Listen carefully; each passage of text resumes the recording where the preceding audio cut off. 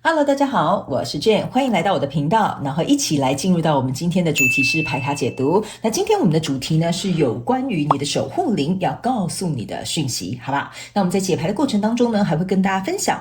你的守护灵想要告诉你你做得很好的地方，以及有哪些你需要看破的地方，还有在哪些部分你需要能够多多的加强，好吧 ？OK 哈。那我们在今天呢进入我们这个主题是牌卡解读，一样呢我会提醒所有的朋友们，在我的频道，我的主题是牌卡解读不会有任何的提醒小物 ，OK？ 我希望可以带领大家，并且大家一起训练自己的直觉，跟这些宇宙的高频来进行一个连结。那我们今天呢，一样会提供3个数字选项，1、2、3。那呢，你可以自己挑选哪一个数字，可能你感受比较强烈，或者是你想要3个都听，去截取适合你的讯息都没有任何的问题 ，OK 哈？那我们呢，在准备开始的同时呢，也会用这个颂钵来进行这个能量场上面的这个调频，然后也可以让你的心比较平静下来，好吧 ？OK 哈，好，那我们今天呢就一起来看看天使跟宇宙还有你的守护灵有什么样的讯息，希望透过传讯者我来告诉你。那我们接下来呢就一起先来进行这个调频的动作，好吗 ？OK 哈，好，来吧，我们就准备开始咯 OK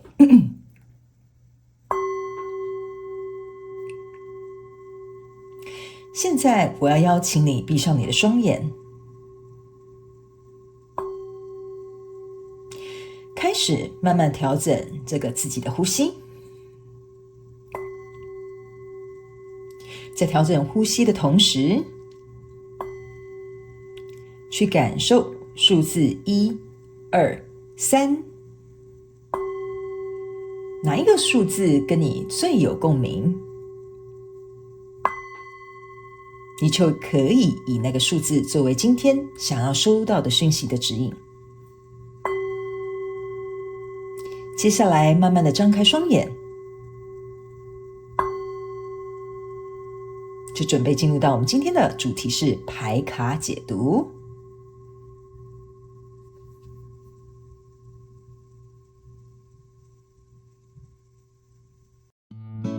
在进入今天的牌卡解读之前，我们有一个全球生日派对的活动预告要来跟大家进行分享咯。1年1度的全球生日派对即将要在台湾台北8月22号星期五晚上8点准在 YouTube 平台进行直播抽奖活动。那参加办法非常简单，要有请所有的观众朋友们，第一，首先来订阅我的电子报；第二，请你写一张明信片或生日卡片，把你心中想要告诉我的话或想要跟我分享的事情写在卡片上，寄到我的邮政信箱，就可以在我们直播抽奖的当天呢，有机会获得我准备好的小礼物。因为我们想要感谢所有一直以来支持我们的观众朋友们，那我们特别举办了这个年度盛事。那当然我们也会有一个收件截止日是在8月20号的晚上8点，其他详细的活动参加办法都在我们影片下方的资讯栏有做说明哦。那接下来我们话不多说，就回到影片当中，一起来欣赏我们今天精彩的影片咯。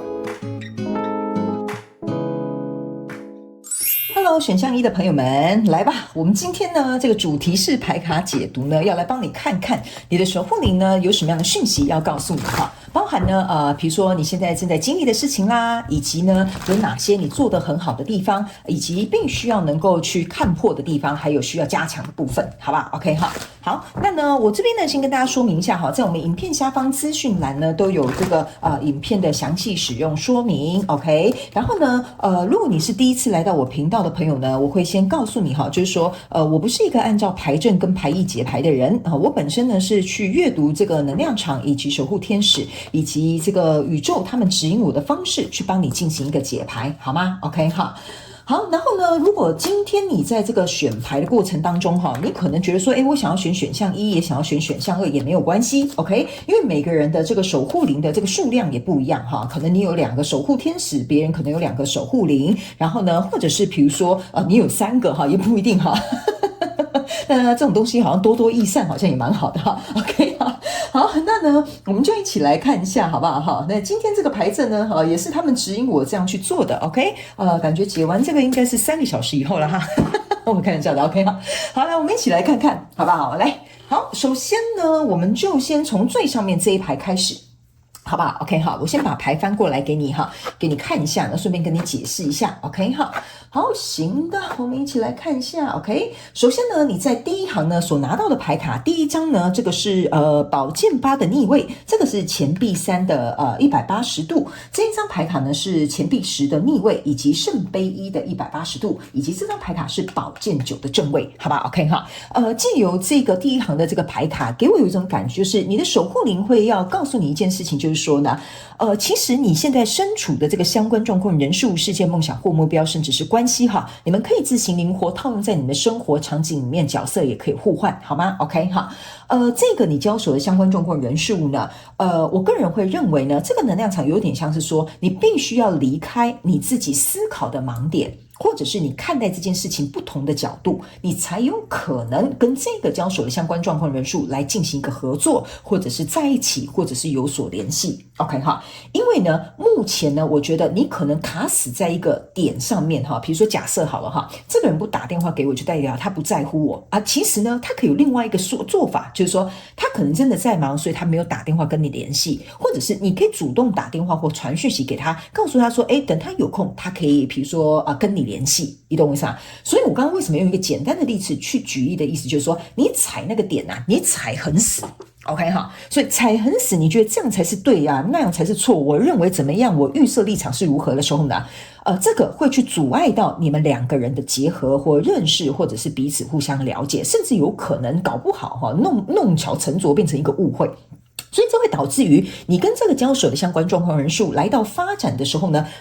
对不起，就如果你们想要有所发展或推进的时候呢，会变成是你会觉得说这个人可能不靠谱，这个投资可能没办法赚钱，或这份工作可能不会给我一个长稳的未来。OK， 这个会变成是你卡在这边，然后从这个你自己的想法、预设立场跑到这边，你就自己断定了一个结果。OK， 所以呢，在这里有一个圣杯1，这边有一个宝剑9，你就会开始觉得说，我到底要不要投入这件事情？我真的有这么需要他吗？我真的有这么爱他吗？我真的有必要一定要投入吗？来到这里，我告诉你哦，你整到你自己，为什么呢？宝剑8走到宝剑9变成正位，意思象征的就是说呢，你在这边自己小剧场演了一大把之后呢，来到这里这个宝剑9象征的就是你自己整到你自己，搞得你自己心慌意乱，然后睡不好，压力大，然后甚至想东想西想不透，重点是没有想出一个答案来。OK， 然后呢，你甚至还会想要退缩，觉得说我不想再投入了，我不想再爱他了，我不想要再跟这个人合作了。OK 哈，但是从头到尾，我先跟你讲哈，这个能量场里面哈，没有你交手的那个相关状况人事物出现，没懂你说吗？所以我才会说哈，你很像是一条龙的自己从头到尾哈，男女主角你自己都演完了哈，然后接下来来到这边就是一个悲惨的结局，这样哈，就是你自己设定了一个不好的结局。所以呢，你如果假设现在的状况是这样子的话，你的守护灵要告诉你的一件事情就是。你必须要想办法从这个宝剑8的这种状况去逃脱出来，离开你自己的预设立场，离开你自己内心的小剧场，离开你自己踩得很死，然后很这个我们这样讲哈，很就是坚持放在就是错的地方哈，就太固执了哈，或者是你觉得事情只有一种解决办法，唯有你把这几件事情处理好的时候，你后面这个故事它才会开始改写。OK， 所以接下来我们要来看一个东西，就是说你在哪里做得很好，哪里你必须看破，哪里你必须要加强，好吧？哈，这个是你必须做的，你做得很好的地方，我们要让你看见的。这里这一组牌卡是你要能够看破的地方，这边呢就是你要加强的部分，好吗 ？OK， 好，我们一起来看看这些呢，对你现阶段目前遇到的状况有没有帮助 ？OK， 首先呢，在你做得很好的地方呢，你抽到的这个是魔术师的正位，以及这个宝剑侍者的正位。那这张牌卡呢，应该是死亡牌卡的打横的。这个横的就是反正就打横的180度 ，OK 我也不知道怎么教它，但是我个人解牌没有任何的忌讳 ，OK 好，来在这里呢，我先拿这2张牌卡起来给你看一下，什么叫做你做得很好的地方？意思就是说呢，你这个选项1的朋友们啊，你本身呢其实是很有能力可以去解决任何的事情。OK， 然后呢，你有一个很棒的地方，就是你很有创意，然后呢，你有很多那种就是突如其来的什么小灵感呐，或者是觉得怎么样啊哈，所以其实你是一个很灵活、很鲜活的一个人 ，OK 哈，但是呢，这种我们这样讲哈，这种比较怎么讲，比较灵动。然后比较有这种小聪明，或者是比较有这种很鲜活、很年轻的气息哈。他们说这个就是你很好的地方，就是说你可以发挥你的创意，然后你可以去把事情推动的跟别人不一样，然后你很有个人独特的魅力，还有能够去吸引别人，就是你的这种特质跟特性。OK， 这个是你做得很好的地方，但是呢，唯一会影响你这个做得很好的地方，这个就是死亡牌卡的打横的。为什么呢？原因意思就是说哈，如果一旦哈，你这个创意啦，然后这种很鲜活啦、很灵活的东西哈，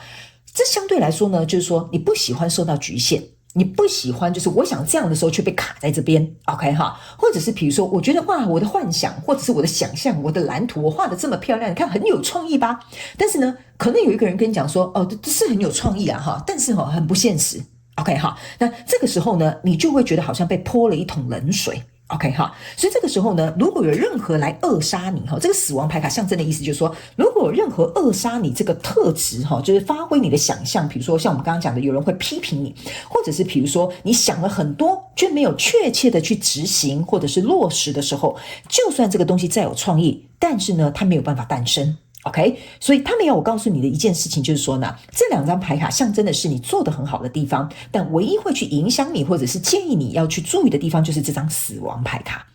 OK， 所以呢，他们要我跟你说一件事情哈，你之所以为什么这边可以想象成一条龙的这个琼瑶姐姐的这个剧本哈，就是因为你本身很有创意，你很有发想，然后呢，你本身也是很爱去冒险、很爱去试探、很爱去尝鲜的一个状态。OK 哈，尝鲜不是那种不好的尝鲜哈，什么都拉一拉哈，不是那种，就是这个我没有试过，我很敢，或者是我很勇于去尝试，这个就是你的特点。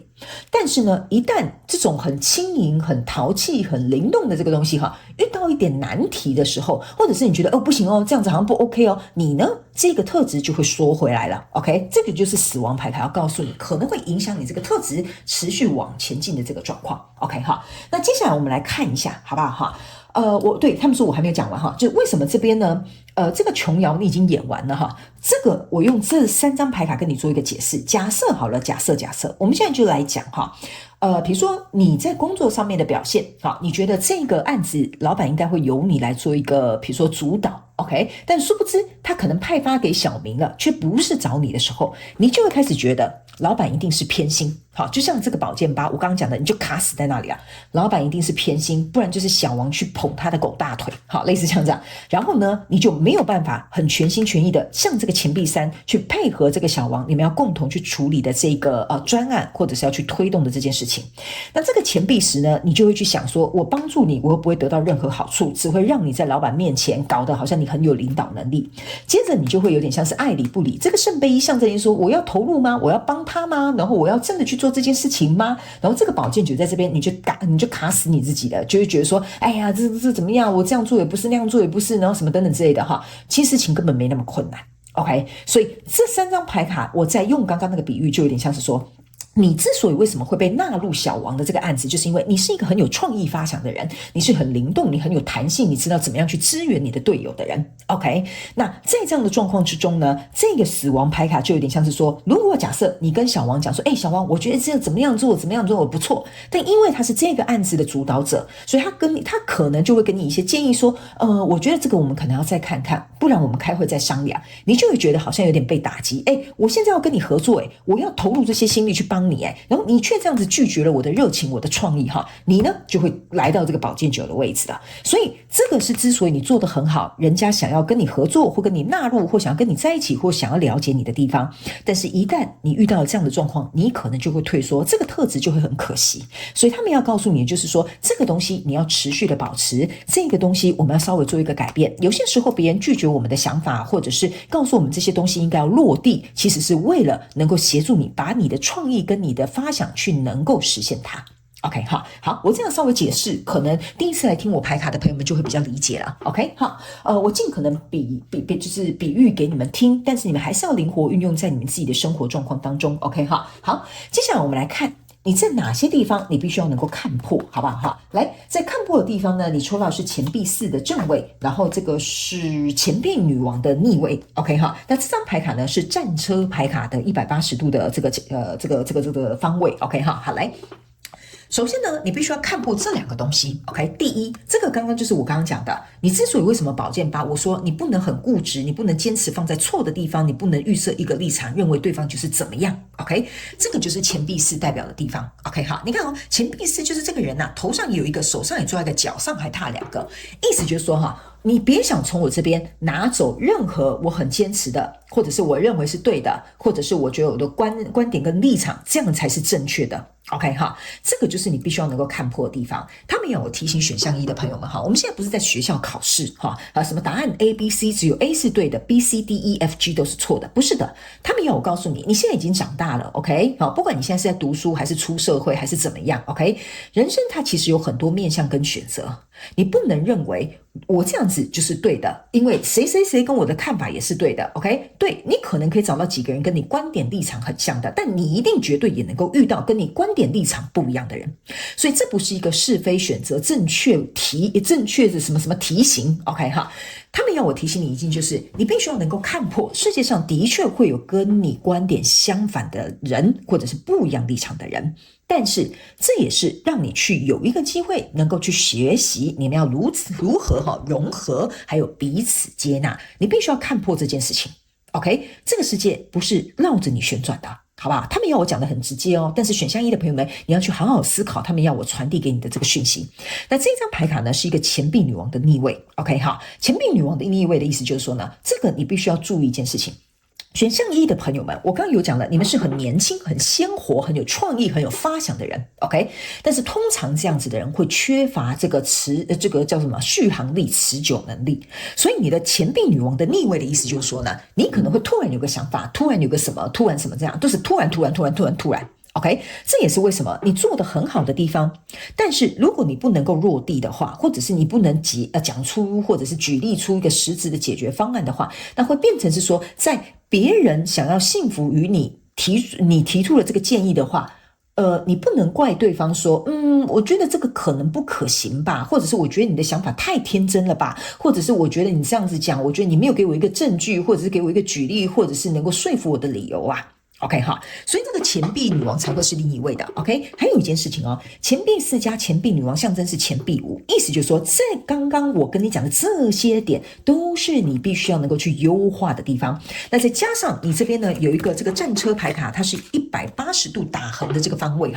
意思就是说，如果你不去处理好这两件事情，你会发现你在人生很多状况当中你都会卡顿，你没有办法像战车一样能够开出去会很顺利 OK 那在这里请你不要误会了我的意思我不是说你很衰，所以人生就不顺利我的意思是说，如果你把刚刚我讲的这两张牌卡的内容看破的地方去做一个稍微调整跟修正的话，这一张建议牌卡要告诉你，意思就是说，你以后要推动的，你要说服人家的，你想要去发挥你创意的东西，它可以执行的变得很顺利，甚至可以很通畅 OK 好，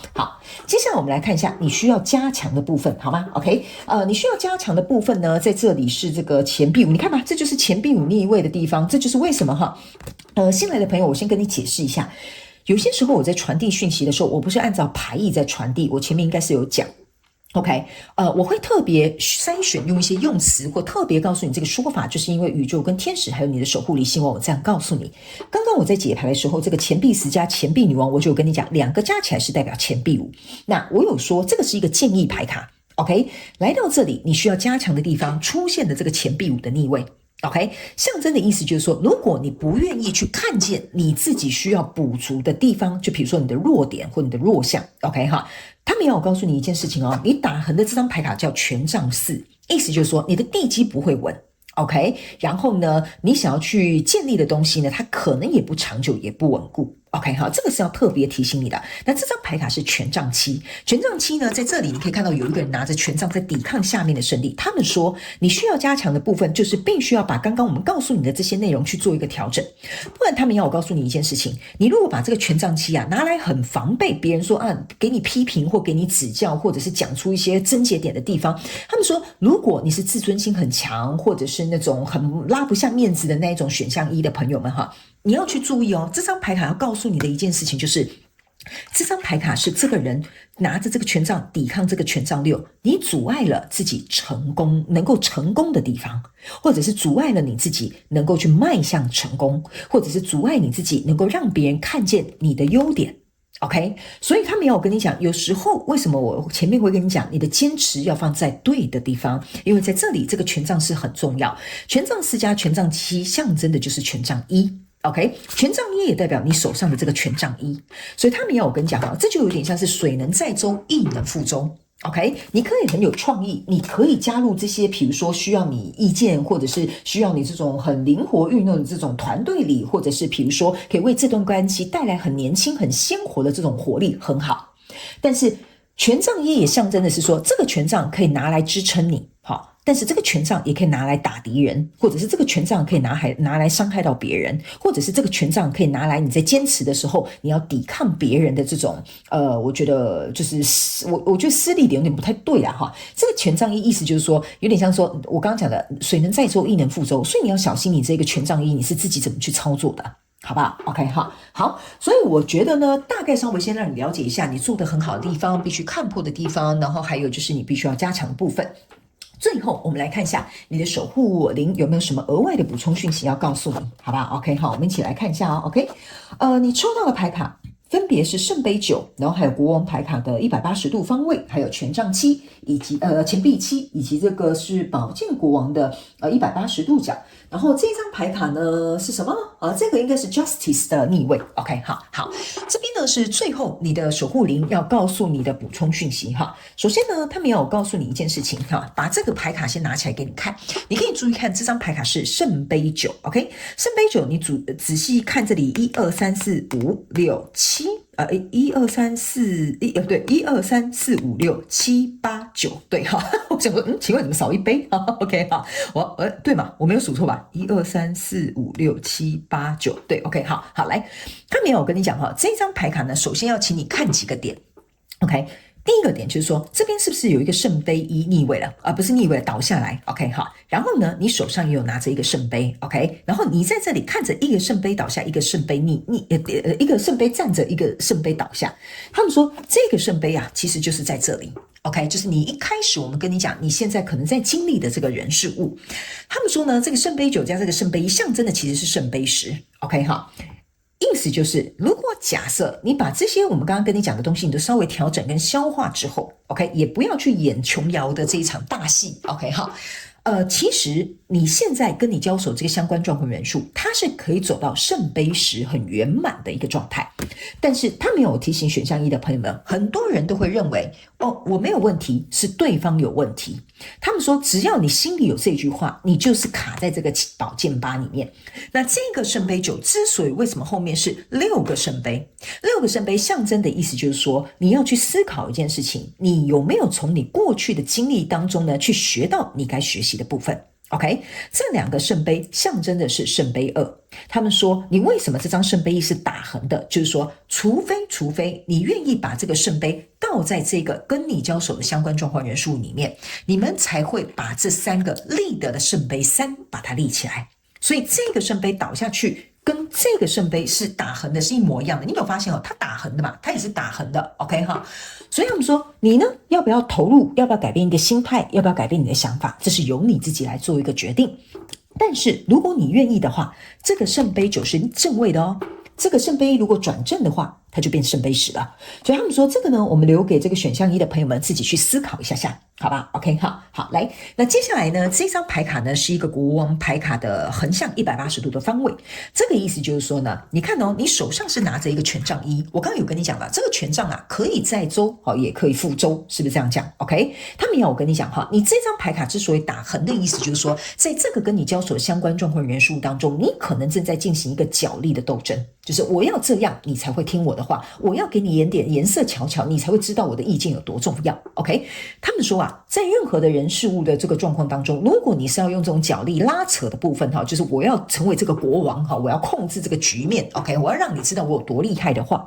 他们要我跟你讲呢，你去想一想，你有没有曾经在这个交手相关状况人事物里面有这样一点点的心思啊？如果有的话，他没有告诉你哦，这也就是为什么你会失去这个圣杯一，你会失去这个钱币三，因为你在以你自己的利益为主，而不是以这个交手的相关状况人数、你们的共识跟共好为主。OK， 所以这个是交由你自己来做决定，你想把这个国王牌卡转正，还是你想把它转成逆位，好吗 ？OK 好。接下来呢，你来到这边抽到的是一个钱币二，对不起，我刚刚看的是钱币七哈。来，这个是钱币二的正位。钱币二的正位的意思是说，选项一的朋友们，你现在正在经历这个东西，所以你在思考我到底要怎么做，到底该怎么投入。OK， 所以他们也要告诉你没有关系，给你自己一点的时间去消化跟去成长，去衡量。OK， 因为你会有这样的想法，你会有这样子的思想，你会有这样的考量，一定是有你自己我们刚刚讲的坚持的地方。但是他们要我重复讲一句话，坚持一定要用在对的地方，用在错的地方不一定对这件事情有帮助。OK 哈，还有一件事情不对这件事情有帮助，那就算了。OK 哈，重点是不要因此反而对这件事情有了坏处。那这样子搞得两败俱伤，其实对你跟对你交手这个人数没有任何的好处。OK 好，那在接下来呢，这边是一个宝剑国王，这个宝剑国王是打横的，你可以注意看，他是准备把宝剑拿出来了，所以他要我提醒选项一的朋友们，就是说呢，这个宝剑国王是要告诉你，我们刚刚有讲了，水能载舟，亦能覆舟。OK， 你这一把宝剑呢，他们说呢，我们刚刚是不是有讲，这把宝剑是可以伤人的，对吧？因为刀呢，它是两面刃，所以他们要我跟你讲呢，在这个跟你交手的这个相关状况人数当中，他们要我跟你说，你这个宝剑国王啊，加上这个宝剑八，象征的就是你未来的这个宝剑九，所以他们要我提醒选项一的朋友们，你的思想跟你的思维，还有你看事情的角度跟方法，其实可以帮助你，但是可能也会毁灭你自己。所以我们才会告诉你，不要来这边演琼瑶的戏码。你可能拿着这个宝剑国王的这个理智，甚至是清晰的一些看法，或者是不同的角度去切入，或许你在这个交手的相关状况人数当中，你会发现，其实事情或许跟你想的不一样。好吗？好，因为呢，我感觉某部分选项一的朋友们，你是很活在你自己的脑袋的这个，怎么讲，思考里面的。你脑袋会想是一件好事，就跟这个宝剑侍者是一样的道理。你是很有那种突如其来的这些想法的，所以你看哦，你做得很好的地方，这个地方哈，就是说，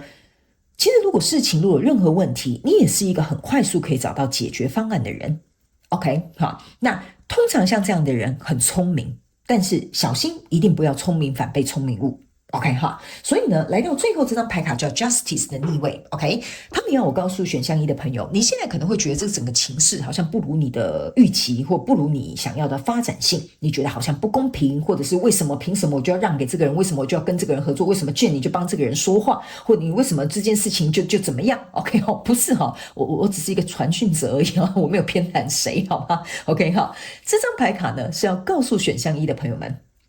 世界上呢，没有公平不公平这件事情，公不公平是由你自己来做一个决定。或许你觉得这个作为对你来讲很公平，但是对对方来说可能并不公平。所以他们要我跟你讲，如果你死抓着公不公平，谁应该要先低头，谁应该要先怎么样，他应该要如何呢？然后他应该要怎样的话，他们要我跟你讲啊，你光是花时间在这边计较这些事情的时候，你都已经不知道做了10几来件事情去了。OK， 所以他们要我跟你讲，这个是最后我们要提醒你的，放下你心中所谓的公不公平，应该要怎么样？他们说，或许你在交手的这个相关状况人数，你会找到另外一个解套的方法。好吧 OK 好，那以上呢，这个就是要给这个选项一的朋友们，这一次你的守护灵要告诉你的讯息，好吧？我希望呢这些讯息其中有1-2句话可以帮助到选项一的朋友们，因为这就是我成立这个频道的初衷。那我觉得呢，你也可以好好去消化一下，或者是过一阵子你再回来看，你可能也会更加的明了他们要传达给你的内容，好吗 ？OK， 祝福你选项一的朋友们，也非常感谢你来收看我的影片，也希望你会喜欢。那我们就下一次再见喽，拜拜。Hello， 选项2的朋友们，大家好。我们今天呢，主题是牌卡解读，要来帮大家解答。你的守护灵有什么样的讯息，想要透过传讯者我来告诉你，好吧？我们一起来看看 ，OK？ 那我们在今天的解牌过程当中呢，我们会来讲到有关于你现在做得很好的地方，当然包含守护灵要告诉你的讯息，还有呢，你有哪些必须要能够看破的地方，以及哪些需要加强的部分，好吧 ？OK 哈。然后呢，今天呢，我们在这个影片下方资讯栏都有详细的影片使用用说明。那如果你觉得今天我想要选这个1号啊跟2号啊，或者是1、2、3我可不可以都选啊？当然也可以，好不好？因为呢有些人呢你的守护灵可能是有2个哈，或者是你觉得我好像有3个也都可以哈。反正我觉得截取适合你的讯息就可以了，好吗？ OK 好，那呢也跟新来的朋友们说明一下哈，我本身不是一个按照牌阵或牌意解牌的人，我是按照这个能量场还有宇宙跟天使还有你的守护灵，希望我能够把这些能量场的讯息翻译成你能够了解的语言，让你能够去接收它。 OK 好，所以呢我们就一起来看看吧，好不好？ OK 好，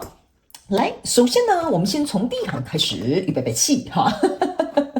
好，我们先来看一下你的守护灵哈，针对你当前所遇到的人事物有没有什么样的这些讯息，希望我先告诉你一下。 OK 好，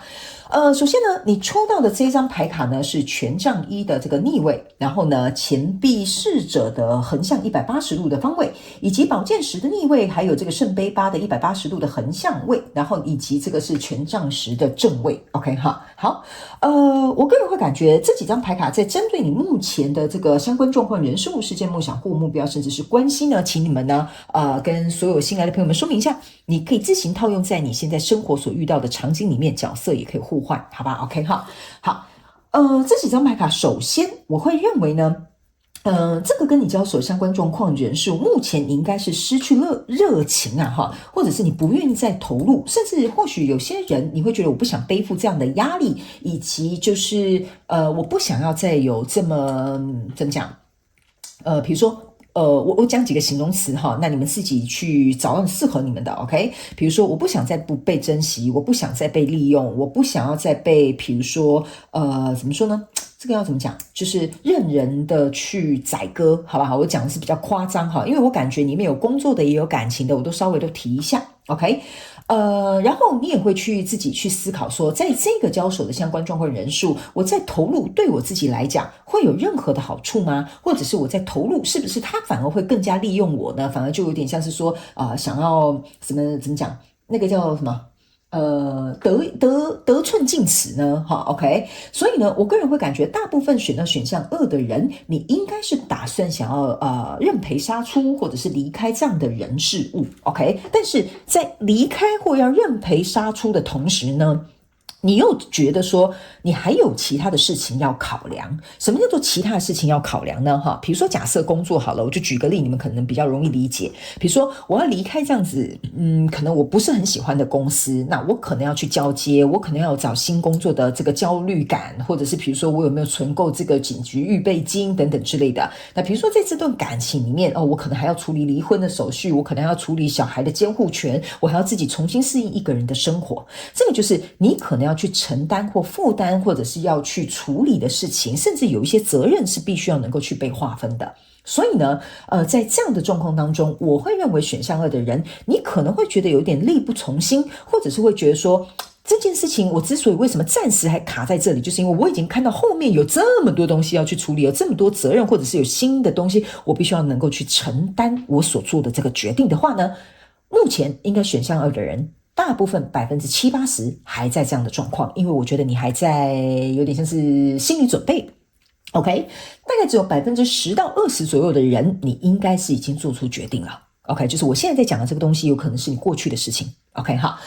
那接下来我们来看一下好不好，你的守护灵要告诉你你在做得很好的地方有哪些 OK 哈。这一组牌卡是做得很好的地方，这一组牌卡是你必须要能够看破的地方哈，就是透过这个人事物。这一组牌卡是透过这个人事物你需要加强的部分。那下面是我们最后的结语，就是看看你的守护灵还有没有什么补充讯息要给你，好啊 OK。 好，我们首先来看一下你做得很好的地方哈。来，首先呢你做得很好的地方是圣杯5跟宝剑国王。那这张牌卡呢是建议牌卡哈，这3张打横的是你的建议牌卡哈。那打横的建议牌卡是圣杯6 OK。 来，我们首先呢先来看一下你做得很好的地方哪些，我们先给你夸奖一下好不好好，来，这个圣杯5呢象征的意思就是说你做得很好的地方就是你已经察觉到，或者是你已经接受了，你已经可以去怎么讲我就这样讲好了，你已经接受，你也已经看见了这个跟你交手相关状况人数让你不快乐了 OK。 有的人是不愿意承认跟接受这些事情的但是选项2的朋友们，你是已经接受，而且你也已经看见了。因为你开始意识到一件事情，就是说这个跟我交手的相关状况人数，它离我想要的标准，或者是离我想要的这种理想，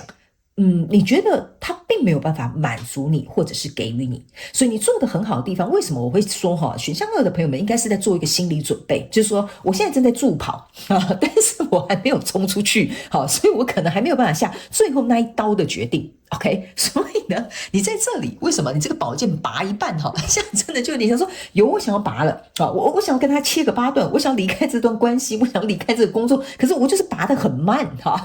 但是呢，我们要夸奖你的一件事情就是说，你愿意去接受这个事实，你也知道这个事实已经摆在眼前，你也知道这件事情，这个跟你交手相关状况人事物呢，你可能不能再拖延，因为拖延肯定对你来讲没有任何的好处。你也意识到了，如果继续再这样下去，会离你真正想要的人事物越来越远。这个是你做得很好的地方，可是这个不容易他们要我夸奖这个选项2的朋友们，这很不容易，因为不是每个人会愿意眼睁睁去看到这血淋淋的事实。OK， 那这张建议牌卡是一个圣杯6，圣杯6的意思就是说，某部分选项2的朋友，你之所以为什么很好笑这个宝剑拔一半然后还不太敢看你有没有发现你不太敢看你的宝剑这个有点像说，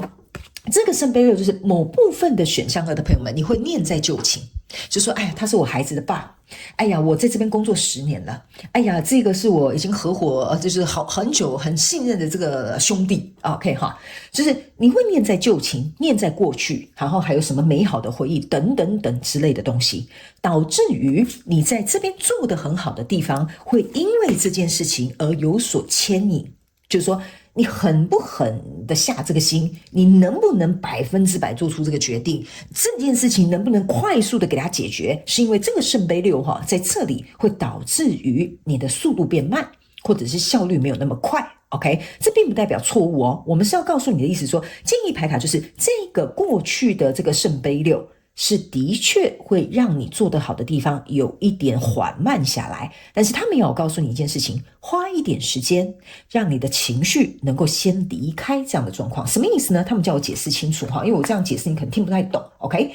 这个圣杯6之所以为什么是打横的180度的意思就是说假设我举个例，你要离开这个感情好了你会说很多人都会讲说我离不开他，因为怎么样，然后过去什么这很正常的，对吧？是这样说 OK， 什么叫做让你的情绪先离开？意思就是说，如果你不去哀悼你的情绪，不结束这些情绪，不放下这些回忆的话，你的脚就是站在那里，你离不开的，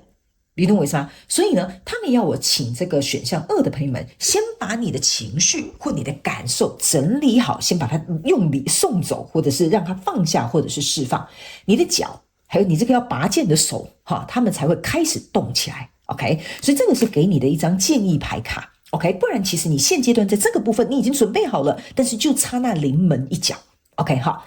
那接下来呢，这个我们要来看你这个交手相关状况人数，你必须要能够看破的地方。来，圣杯10的逆位跟恶魔牌卡的逆位。 OK， 那建议牌卡呢是这个权杖8的180度的方位。 OK，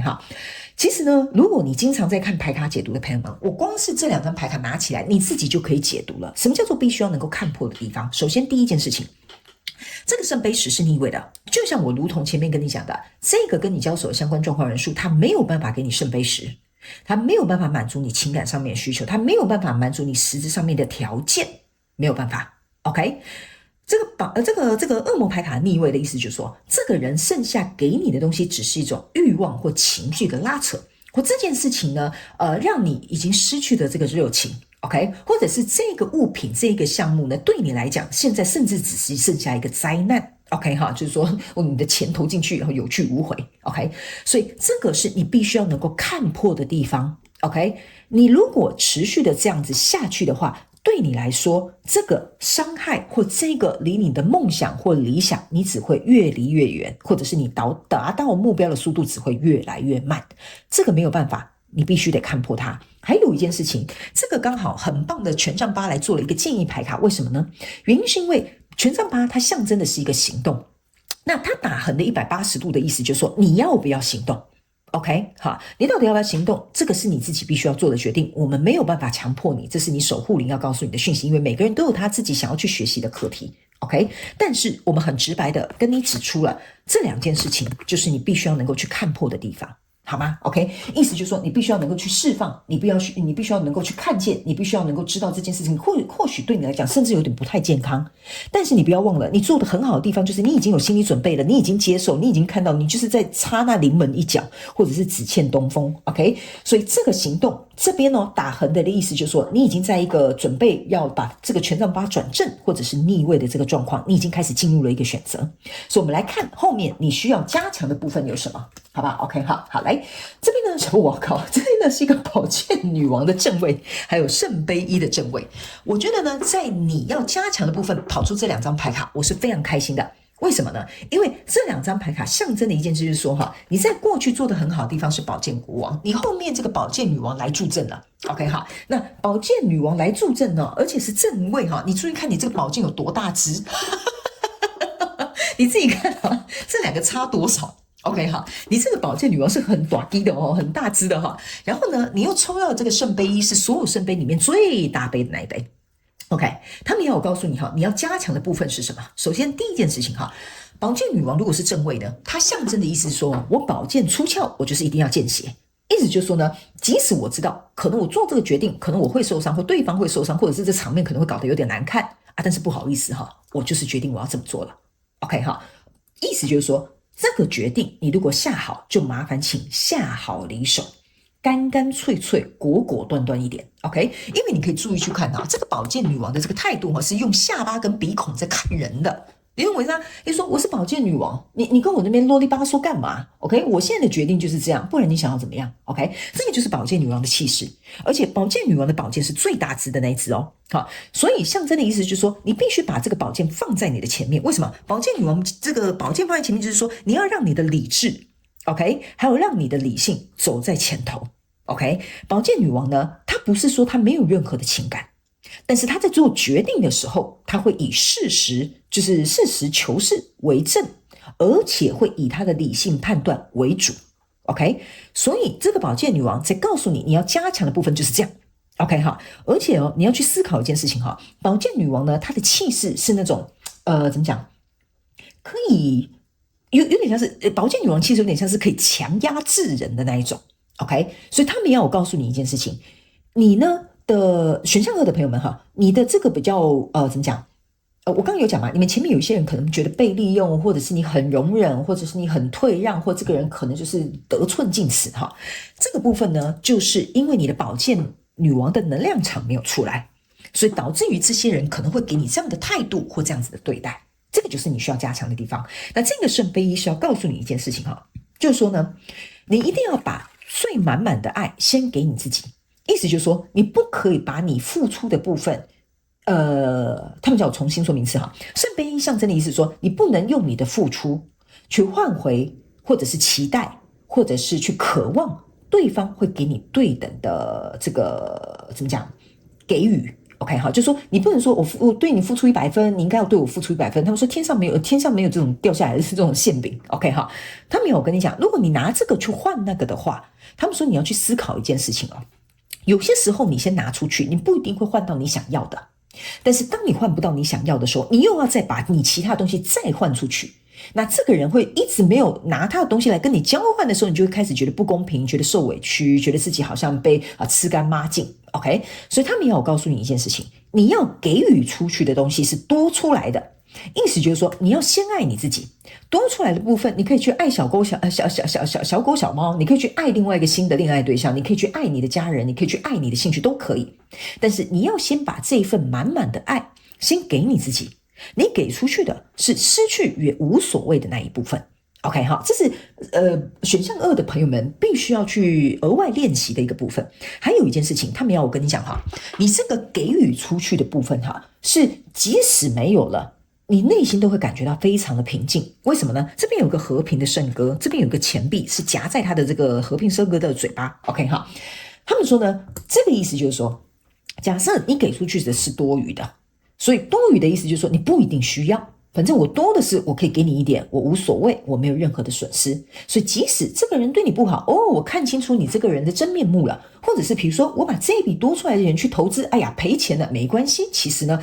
我就是想说试看看会不会有一些蝇头小利，没有就算了。OK， 所以他们说你要能够给予出去的东西呢，是要即使没有了，你还是可以感到平静的，那个才可以哦。OK 哈，那来到这个建议牌卡的部分是宝剑三。OK， 他没有跟你讲，如果你不去加强这2块的部分，你就会再重新回到宝剑三，觉得不舒服，觉得伤心，觉得被辜负，觉得可能这个人怎么会这样对待你的状况。所以这2个东西要培养起来，你的宝剑三的状况才不会重复出现。还有一件事情，这个宝剑三的手是这样子的，象征的是 say no， 我不可以再让我自己伤心，所以这个部分就是你要加强的部分，好吗？选项2的朋友们 OK 好，来最后我们来看一下你的守护灵还有什么额外的讯息，希望透过传讯者我来告诉你，好不好？来，你分别选到的这个是钱币2的逆位，钱币3的180度的方位，权杖3的正位，以及圣杯2的横向方位，以及这个是什么？教皇牌卡的正位是吗 ？OK 哈，anyway 这应该是国王牌卡 OK 哈。反正呢，我也不是按照牌卡来解释啊哈，我每次都要跟大家新朋友解释一次 OK 好，来。好，最后呢，我们来看守护灵有什么额外的补充讯息。首先呢，这个钱币2的逆位的意思就是，请你不要再犹豫了。OK， 他没有告诉你一件事情哈，会让你犹豫的，通常呢就代表你已经有其他的选项，你有其他更好的选择，你有其他你真正想要去做出的决定。所以他没有告诉你，钱币2逆位的意思就是不要再犹豫了。OK 哈，你就是差那临门一脚，只欠东风而已。所以他们也有告诉选项2的朋友们，不要再这样子狗狗底了哈，也不要在这边浪费自己的生命。OK， 这个钱币3横向逆位的意思就是说，你可以在这个过程当中去思考。如果继续这样子下去的话，这个人事物就是跟你交手这个相关状况人数，到底为你带来什么样的加分的效果 ？OK， 你就去列一张 list 嘛，你就去列一张表单嘛，哈。如果你的好处少于你的坏处的话，那代表这个人不值得你再付出，这件事情不值得你再投入，这个项目你不应该再继续，就是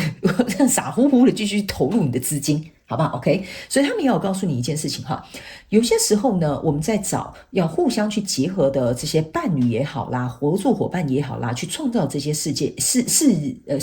也好，他们也有跟你讲哈，你一定要去思考一件事情，这个东西是只有你自己在努力，还是双方都有付出？这个是这一张牌卡要额外补充给你的讯息哈。那权杖3呢，其实是你守护灵要告诉你的一件事情，就是你是时候了。该把你的这个你看这是一个人站在这边握着这个权杖往前看，他们说是时候了，你应该为你自己的人生去掌权了。OK， 还有是时候了，你应该要朝向一个新的方向去看了。为什么呢？你手上握的这个权杖就是一开始你逆位的权杖1，你把你的力量给了别人，你把决定权给了别人。OK， 你待在相同的状况一阵子所以你一直觉得说我可能没有新的机会，我可能不会再有新的梦想，我可能不会再有新的对象了吧。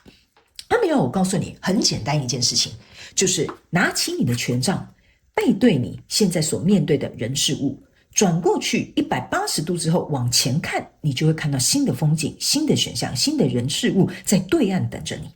但是如果你不转身离开，你永远没有办法看见你自己的存在，你看不见你自己的存在，相对的你找不到地方去好好的存在。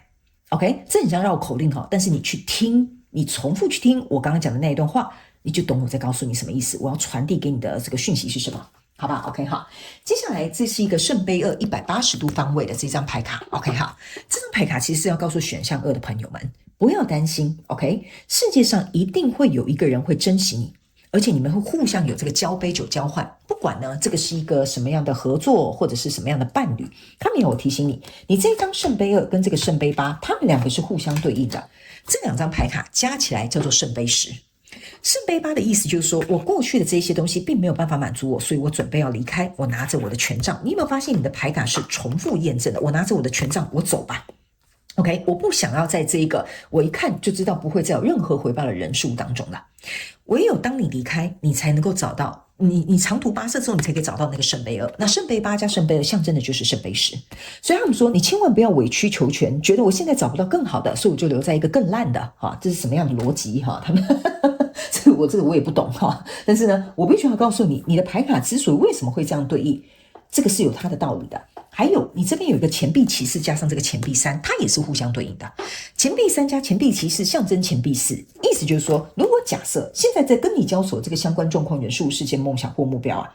你去想一下，如果他没有办法给你这种钱币4这种很稳固很扎实，然后你觉得自己是有收获有回报的话，那就免了，你就不需要在这边跟他继续纠缠了。OK 那最后这一张牌卡呢，你可以注意看。这个人呢，是看起来很像是一个非常有权威的一个，我们就这样讲，我们就称他为国王他是国王。OK 你要去想一件事情，你的人生应该要由你自己来做一个主导。你说了，你应该怎么讲？应该是说你说了算。OK， 他们要跟你讲一件事情一个国王呢，他呢是必须要能够，我们这样讲君临天下的意思就是说呢，这个国王是很清楚知道他要怎么样去爱护他的子民，他要怎么样去经营这个国家，他要怎么样去派发这些粮仓，他要怎么样去布局这些兵马。他们说你的人生也是这样的。OK， 你要把你的精力，把你的青春，把你的时间，把你的金钱，你要怎么样去运筹帷幄，这个就是你。OK， 他们说，如果你现在在这个交所相关状况人数这件事情没有做得很好，没有关系，你可以忘记或者是你可以觉得说不好意思我觉得之前表现不是很好，但是你要记住一件事情，你是你自己的国王，你是你自己生命的主人。OK， 这个责任你没有办法丢给别人的，因为你的国王对应的牌卡是权杖10。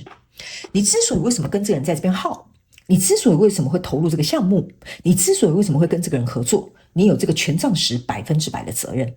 所以即使这个人不给你好的回应，即使这个投资没有赚钱，即使这个合作可能失败了，你都有一半的责任，因为你是你自己的国王。OK， 所以他们要告诉你一件事情，唯有当你把这个责任感拿回来你自己的身上，你自然而然你就会把这把宝剑抽出来了，你会知道你要当斩则斩。OK 你要能够及时停损，你要能够知道，如果现在比如说我们这样讲，整个情势对于你不利的话，这个国王他会怎么样开始重新去计划，这个就是你最后你的守护灵要告诉你的讯息，好吗？你必须骄傲的像一个国王，你才可以活得像一个国王。OK 好，那以上呢，这个大概就是要给这个选项2这一次的守护灵，希望透过传讯者我来告诉你的讯息，好吧？我觉得最后一句话蛮感动我的而且我现在起鸡皮疙瘩OK 所以呢，我觉得你要能够活得像一个国王，你才会觉得你此生无憾，好不好？来到这个地球上，我们大家都是在学习如何去好好经营自己的人生，如何去学习这些所谓的灵魂课题。所以我觉得选项2的朋友们，你的守护灵是在告诉你，是时候了，把你的权利，把你的这些所有的精力，或者是把你这些所有投入的过去拿回来放在你自己身上，自然而然你的生命就会变得不一样，好吧 OK 好了，那以上这些讯息提供给我们选项2的朋友们做一个参考，希望其中有1-2句话可以帮助到你，这个就是我创立这个频道初衷跟我想要做到的事情，好吗 OK 好，祝福你选项2的朋友们，非常感谢你来收看我的影片，也希望你会喜欢，那我们就下一次再见咯，拜拜。Hello， 选项3的朋友们，来吧！今天我们一起来看看你的守护灵有什么样的讯息要来告诉你，好吧？我们今天在解牌的过程当中呢，会来跟你分享，除了现阶段守护灵要告诉你的讯息之外呢，还会提到有关于哪个部分你现在做得很好，以及哪些你需要看破的地方，还有哪些你需要加强的部分，好吗？那在我们的影片下方资讯栏呢，都有详细的影片使用说明。那如果假设今天你在选择这个牌卡的时候呢，你觉得我想听1号也想听2号也可以，没有任何的问题，好吗？因为呢其实每个人的守护灵不会都只有一个，有的人可能有1个，有的人可能有2个，有的人可能有500个不一定 OK 但500个有点太多了 OK 好，那呢我就会有点羡慕，好吗OK 好，那呢所以你想要听哪一个数字的守护灵的讯息都可以截取适合你的就 OK 了，好吗？然后呢今天我也会跟一些新来的朋友们说明一下OK， 我个人不是按照固定的牌阵或者是牌意来跟你解牌，我本身是一位传讯者，所以我会透过宇宙跟天使还有你守护灵要传递给我的讯息，把它翻译成你了解的这个说话的文字，能够让你去接收这些讯息，好吗 ？OK 好 OK， 那我们就预备准备开始，好吧？好，首先呢我们会先揭露上面这一排的讯息，接下来会从第2排最后到第3排，第3排呢是你的守护灵最后要补充给你的讯息哈。那中间这一行呢是你现在做得很好的地方，这个是你必须要透过这个人数看破的地方，这个是你需要加强的地方 OK 好，报告完毕，我们准备开始，好不好？来，首先呢，我们先解开一下，在第一排的这个部分呢，你抽到的是权杖4，然后呢正位以及这个是什么东西？这个是权杖国王的，不好意思，横的看不太出来，横的185度的方位。接着呢，这个是女祭司的这个逆位，以及呢横向的圣杯侍者的180度的方位，以及逆位的逆位的这个是钱币侍者，好吧？好，对不起，我刚刚头颠倒着看哈，看它到底是什么。OK， 好了，我们一起来看看你的手握灵有什么样的讯息，希望透过我来告诉你，好不好？好，来，选项3的朋友们呢，我个人会有一种感觉哈，就是说现在呢你在交手的这个相关状况人数呢，其实呢在目前看来呢，整体的状态其实是不错的。OK， 但是呢，我总觉得哈，在跟你交手这个相关状况人数里面呢，应该有一个人是特别想要掌权的，或者是你本身想要控制这件事情的发展都可以，好吗？我先跟大家说明哈，你可以自行灵活运用套在你的生活场景，然后角色是可以互换的，好吗？好，影片下方都有详细的说明，我刚刚提过了哈。所以呢，在这样的状况之下呢，可能有一个人特别想掌权，或者是你想要控制这件事情的发展，那相对的就会造成在这个跟你交手相关状况人数里面，你们可能就会有一些摩擦啦，有一些需要磨合的地方啦，或者是有一些能够让彼此更加互相了解，然后这个是你们正在学习的一个过程。OK， 那这个女祭司逆位的感觉就是说呢，我觉得某部分你交手的这个人或这一件事情，第一呢，有可能是有你看不到的面向。第二，有可能是有一个人选择保持沉默 ，OK 哈。那第三个，这个女祭司逆位还给我有一种感觉，就是说有一个人在处理这件事情，他本身是比较没有智慧的。意思就是说，他可能不会选择他讲话的用词，或者是做事比较，比如说我这样讲好了，没有一个逻辑性哈，或者是比如说他就是一个很冲动的人啊，他不知道说他这么冲动做了这个结果会引发什么样的做了这个决定会引发什么样的结果。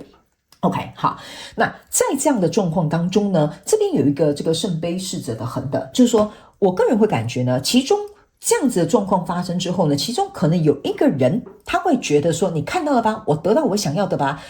这个人比较有一点像是，我觉得。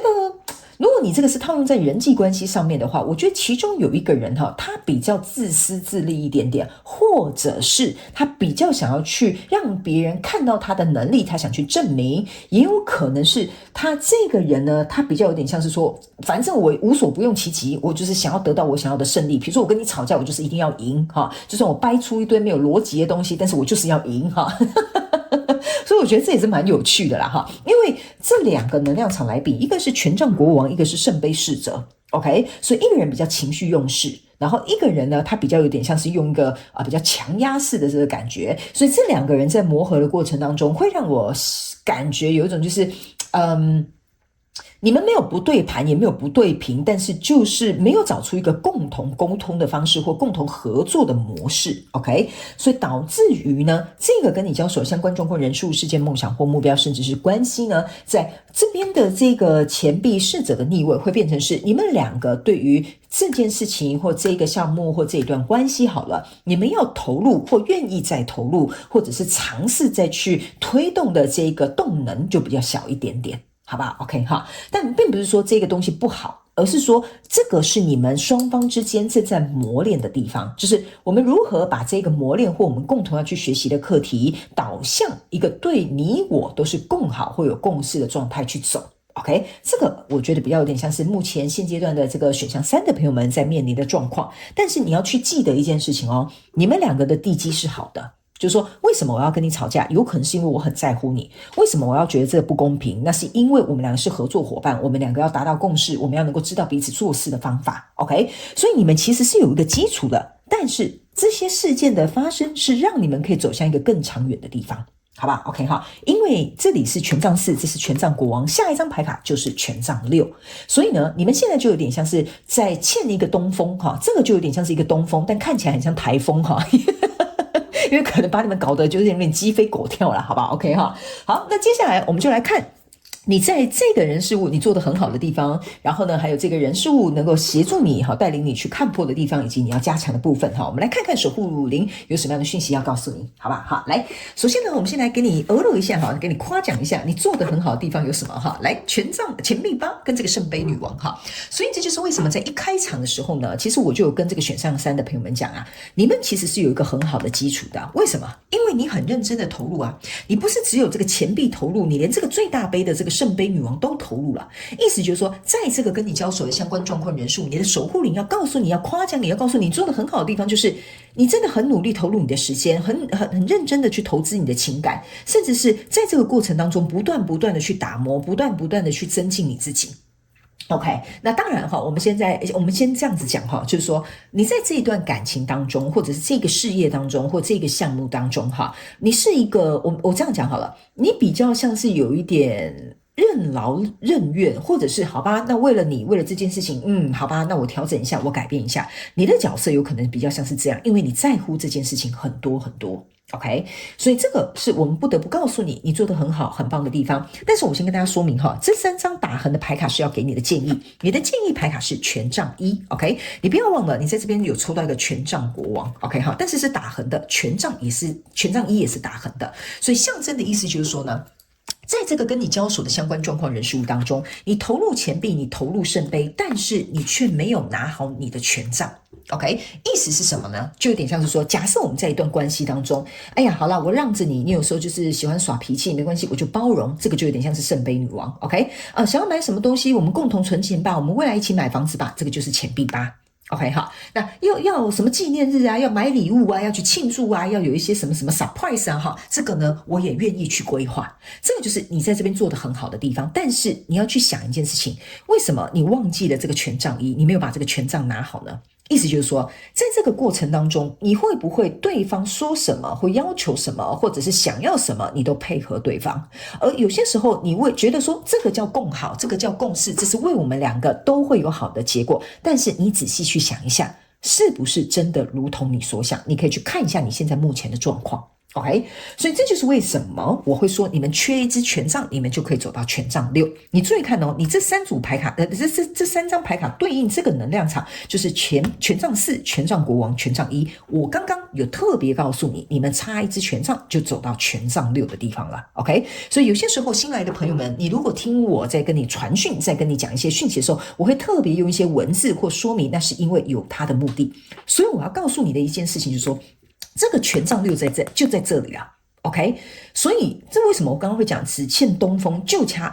这个权杖1？所以你要去想一件事情，在这个跟你交手的相关状况的人数当中，你的确这边做得很好，但是建议你也要把这个风向稍微导正一下，好不好 ？OK 比如说他跟你讲可是我觉得纪念日就是要庆祝就是要怎么样，要吃好用好干嘛？但是你们2个未来可能，比如说假设要朝向结婚的这个方向，可能还要生小孩，那你们是不是要以一个最终目标去做一个商量，去做一个打算，去做一个规划？这个就是权杖1。OK， 所以呢，这个过程当中也有点像说，在一个合作的过程当中呢，你很喜欢这个合作的伙伴，你也愿意投入你的资金，就跟钱币8一样。但是你的合作伙伴说，那我们投资这个吧，我们创作这个吧，我们去经营这个吧，我们跟这个人合作吧，你都觉得好，很好，因为我觉得他可能就是做决策比较果断我觉得他可能比我聪明我觉得他在这个商业场上可能做比较久所以我觉得我应该要相信他。那你这个权杖就失去了就是说你们2个是合作伙伴，那怎么会他主导全局呢？或者是比如说怎么会以他说了算呢？所以你要把这个权杖拿起来，你不要忘了，你在这个地方你有投入钱币，你有投入圣杯，你本来就有资格说话。OK， 所以如果你把这个权杖再稍微把它导正的话，这个地方你可以做得更好。好不好？所以我们要表达的意思是这样 OK， 好，那接下来呢，我们来到中间这个地方，我们来看一下，在透过这个人事物，你的守护灵想要告诉你，你要能够看破的地方是什么？好 OK， 这个是钱币5对不起，这是钱币5的正位跟宝剑国王的逆位 OK， 好，来，这个要能够看破的地方就是第一对不起你去想一下这个钱币5的正位就是要告诉你一件事情，就是你要去思考，就是你必须要能够怎么讲我想一下怎么翻译给你听钱币5这个状况要能够看破的意思就是说，你不要害怕对方伤心，不要害怕对方觉得你怎么样，不要害怕对方说你这样子是不是就是不在乎我了，不爱我了，不想再投入了，不想再跟我合作了。OK， 他们要我告诉你一件事情哦，就是说这个钱币五就是这个人啊，他流落街头嘛，坐在这个冰天雪地、寒天冻地的这个很像教堂的门口嘛。OK， 这张牌卡的意思就是说，有些时候你必须得让这个跟你交手的相关状况人数吃一点闭门羹。不是说你恶意打压他，或者是故意占上风，或者是欺负他，不是这个意思。意思是说，你拿着这个权杖，你就是要告诉他，我觉得这样不行哦，这样花费太多了，这个投资项目我们要再研究哦，或者是比如说，你不可以每次这样都跟我情绪勒索哦，你不可以每次都用这种言语说话的方式跟我沟通哦。OK， 这个就是说，你不能够，怎么讲？我这样讲好了。简单来说，你不能把对方当小孩看待，你不能呵护他，觉得他没有力量或他没有能力去承受你所谓的这些拒绝，或者是所谓的这些你去告诉他的这些真相，这个是你必须要能够看破的地方。OK， 如果假设这个在跟你交手的相关状况元素、事件、梦想或目标，甚至是关系哈，你都以一种害怕对方不能承受，觉得这个不能够去冒风险，或者是比如说这件事情可能不能够这样的话，那你要去想，你等于是走在这个 eggshell 上面，就是你走在一个怎么讲？这怎么说？就是你走得很战战兢兢，你懂我的意思吗？你要能够看破的地方，就是说感情一定会争吵。合作一定会有摩擦 ，OK， 创业一定会有哪里刚好就是会跌一跤，会失败，不可能永远美好，好吧？这个是你要看破的，因为这本来就是很现实的东西，但是这些东西是为了让我们能够更加的成长。OK， 那另外这张牌卡是宝剑国王，宝剑国王逆位的意思就是说你就是这样子，所以你看哦，这个宝剑国王剑拔一半，我很害怕他受伤，我不要讲话这么难听好了，不要这么直接好了，不要提出我的建议好了，不要把我的想法讲出来好了，我放弃一点点我自己的立场好了。OK， 好，这个就是宝剑国王。OK， 宝剑国王，你觉得他会是这样的角色吗？不是的，宝剑国王，宝剑拿出来是人头落地的。你懂我意思啊？你的逆位的意思就是说我保你全家人头都还在 ，OK 哈，不然我就斩你，就是你知道吗？看那种古装剧嘛，就是直接连斩好几个这个世代，是不是这样说？对吧 ？OK 哈，所以呢，他们要我告诉你一件事情，你可能会很害怕，你这样做或你这样讲或你做这个决定，不知道要怎么样去收拾后面这些东西。但是他们要我告诉你，你要能够看破的地方就是说呢，你不要去担心，你做这个决定，说出这个想法，讲到这个立场，好像会直接走到结局，画了一个句点王，不会这样子的，而是说有些时候你们有这些冲突，你们有这些可能彼此的这种个性，就是不是很契合，需要磨练的地方，这个东西才会让你们走得久远。所以你不要认为我好像跟这个人有纷争，跟这个人可能比如说有什么样就是沟通上面的问题，那就会导致于我们走向一个很悲惨的这个世界啊，不是这样子的好吗？只是现阶段悲惨，可能需要磨合吵架一下，但并不代表未来你们就会分开，或者是不合作，或这件事情就没有办法继续走下去啊。OK， 所以你的建议牌卡在这边，这是一个钱币国王。OK， 好，钱币国王象征的意思就是说，你要以长远做一个打算。你不能说现在没有撕破脸就好了啦大家就不要搞成这样。你要去想你现在不撕破脸你未来你就去想看看你会破掉的地方是什么。OK， 你可能破掉的是你的钱包然后呢，你去想你就说我觉得投资这个东西不好吧你现在不想撕破脸，你以后钱包就大破洞，我跟你讲。或者是你现在不去跟这个人讲清楚这个事实这个现状的话，那你要去想一下你对这个人也是有点像是掩盖了你自己的这个想法或立场，你对对方可能没有那么坦白OK， 但是到未来如果累积很久之后，你要坦白之后，那可能是一触即发。所以这个钱币国王是要告诉你，你要能够看清楚。OK， 好，什么东西对我们来讲是长远有帮助的，那你必须要往那个地方去走，你必须要把这个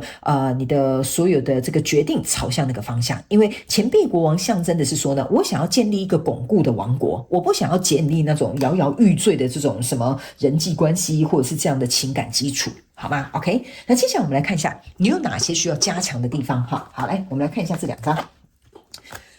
这个呢是圣杯九的逆位，还有这个是女皇牌卡的正位。OK 好，你要加强的部分有什么？好，来我给你看一下当圣杯九是逆位的意思就是说呢，你牺牲了你自己应该要享受的部分，或者是你牺牲了你自己应该要拥有能够看到的部分。OK， 为什么会这样子讲呢？就是说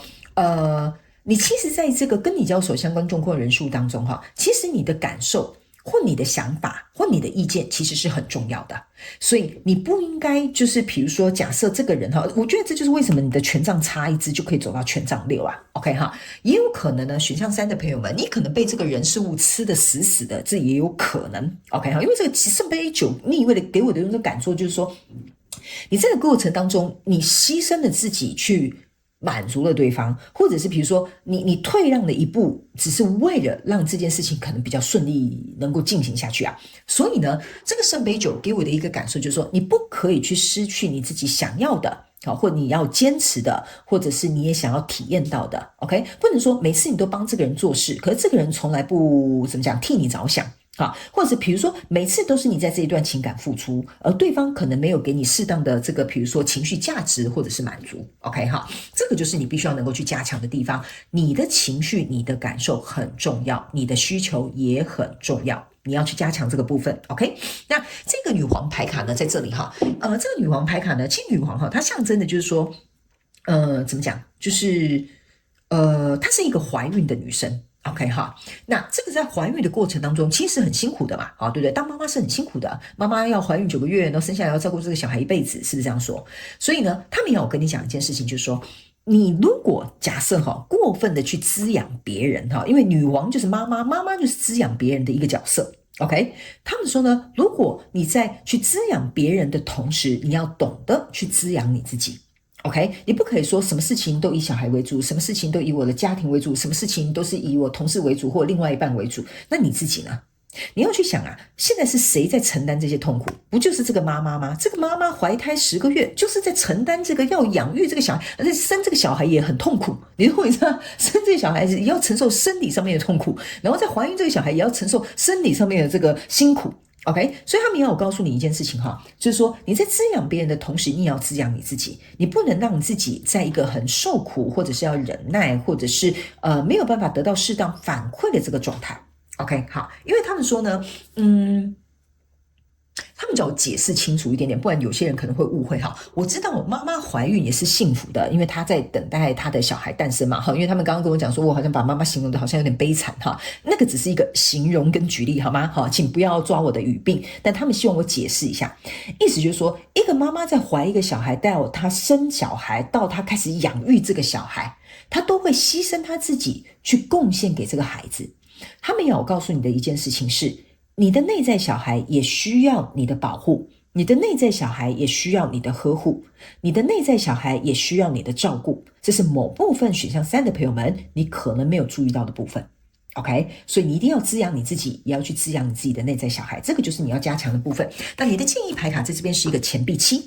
钱币7象征的意思就是说，这个部分你做的不足，所以暂时没有办法看到一个更好的结果，所以滋养你自己，不要呵护你自己内在的声音，然后不要去压抑你自己的情感，不要去压抑你自己的需求，你必须要能够去加强这个部分。因为钱币7象征的意思就是说，你做多少你会得到多少，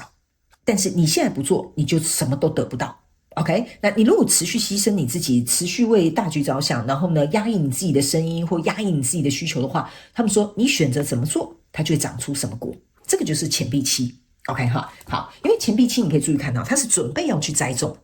所以呢，这个就是你要特别去注意要加强的地方，好吗 ？OK， 好，来，接下来最后一行，这边呢是要看看你的守护灵或你的守护天使，最后还有没有什么额外的补充讯息要给我们选项3的朋友们，好吗？OK 好嘞，这边呢你抽到是宝剑2的逆位，然后呢这个是权杖女王的横向的180度的方位，还有这个宝剑6的逆位，以及这个是什么东西？圣杯6的180度的方位以及圣杯10的逆位。OK 好，来这边呢我最后帮你做一个补充好吗？选项3的朋友们首先呢这个宝剑2的逆位的意思就是说，不要害怕去做出选择。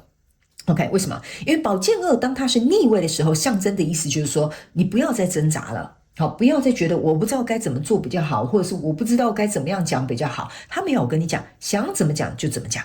OK， 想怎么做就怎么做。OK， 你如果不去这样做，你如果不去这样讲话，你根本永远不知道你的结果。所以如果你只是因为害怕，或者是只是因为就是可能比如说伤害到对方，或者是影响到这个交手相关状况人数的发展，他们说你如果一直畏畏缩缩的话，那你要去想一件事情，这个跟你交手相关状况人数可能没有一个稳固的地基。还有一件事情，你可能不是在做真实的自己，相对的这个跟你交手相关状况人数也不会呈现出它真实的样子。OK， 好，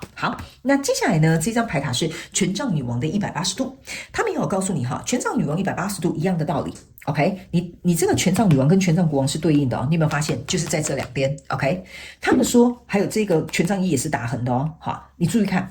这3支权杖都是打横的，象征的意思是说呢，如果你要把它全部转正。意思就是你一定要朝向不同的方向，你一定要做出不同的做法，你一定要说出不一样的说法，你一定要做出不同的立场。OK， 所以这3张权杖同时在这里，就是在告诉你拿回你自己的权杖，还有拿回你自己的力量。3支权杖在这里加上这个权杖4，象征的是权杖7，意思就是说唯有你自己起身拿着那个权杖，跟我们传统的权杖7一样，在下面那个权杖6，你才会赢得你要的这个胜利，还有你才能够让别人看见你真实的模样。这就是为什么这几张牌卡在这里。OK 哈，权杖7传统的样子就请你们上网去 Google 好吗 ？OK 好，来，接下来这个宝剑6的这个逆位，象征的意思就是要告诉选项3的朋友们，宝剑6的逆位的意思就是说，不要害怕去起争执或起冲突，因为这是在学习沟通跟能够去了解你自己更多，还有去看见对方真实模样的好机会。所以有些时候粉饰太平啦，或者是说这种很表面的这种关系啊，大家打哈哈，你客气我来，我也客气去，这种哈，他没有，我跟你讲哈，这种东西哈，撑得了一时，撑不了一世。OK， 所以如果假设这个跟你交手相关状况人数、事件、梦想或目标是你在乎的，